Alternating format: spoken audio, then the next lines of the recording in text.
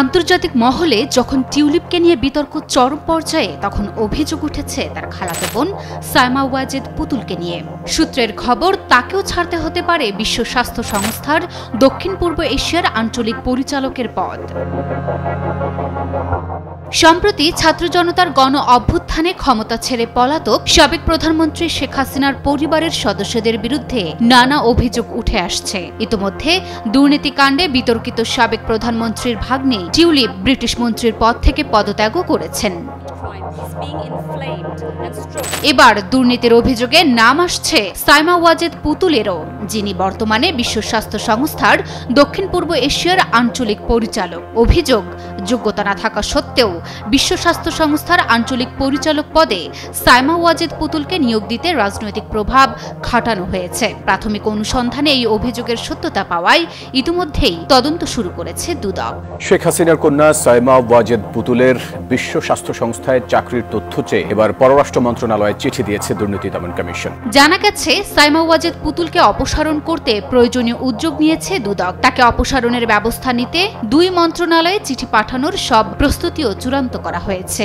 অনুসন্ধান দল তাদের অভিযোগ প্রমাণের জন্য যা যা প্রয়োজন হবে সব কাজই করবে। দুদকের চিঠিতে উল্লেখ করা হয়েছে, পুতুলকে তার মায়ের রাজনৈতিক প্রভাব ব্যবহার করে যোগ্যতা না থাকা সত্ত্বেও WHO এর এই পদে নিয়োগ করা হয়েছে। অভিযোগে আরও বলা হয়েছে, শেখ হাসিনা তাকে বিভিন্ন রাষ্ট্রীয় সফরে সঙ্গী করেছেন, যা দেশের সরকারি অর্থের অপচয় হিসেবে চিহ্নিত। এছাড়া পুতুলের বিরুদ্ধে অভিযোগ রয়েছে সূচনা ফাউন্ডেশন নামক প্রতিষ্ঠান প্রতিষ্ঠা করে নানা সামাজিক ও ব্যবসায়িক প্রতিষ্ঠান থেকে জোরপূর্বক উপঢৌকন আদায় করার সাথে স্বাস্থ্য ও পরিবার কল্যাণ মন্ত্রণালয়ের অধীনে অটিস্টিক সেলকে ব্যবহার করে ভুয়া প্রকল্পে রাষ্ট্রীয় অর্থ আত্মসাতের অভিযোগও রয়েছে।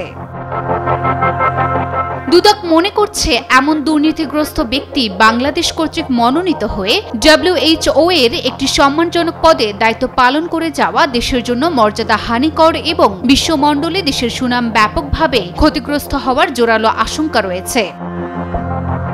তাই ধারণা করা হচ্ছে, এবার বিশ্ব স্বাস্থ্য সংস্থার দক্ষিণ পূর্ব এশিয়ার আঞ্চলিক পরিচালকের পদ ছাড়তে হতে পারে ছাত্র জনতার গণ অভ্যুত্থানে ক্ষমতা ছেড়ে পলাতক সাবেক প্রধানমন্ত্রী শেখ হাসিনার মেয়ে সাইমা ওয়াজেদ পুতুলকেও।